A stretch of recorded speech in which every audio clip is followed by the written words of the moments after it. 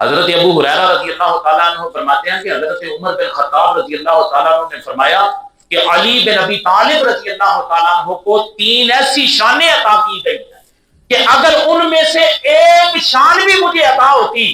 تو سرخ سونے سے بھی زیادہ مجھے محبوب ہوتی۔ آپ سے پوچھا گیا حضور وہ کون سی 3 شانیں ہیں؟ آپ نے فرمایا پہلی شان یہ ہے تزوجہ فاطمہ بنت رسول اللہ، کہ حضور کریم صلی اللہ علیہ وسلم کی لخت جگر فاطمہ بنت رسول اللہ کا ان کے نکاح میں آنا، پہلی شان یہ ہے۔ اور دوسری شان یہ ہے بسکناہ المسجد مع رسول اللہ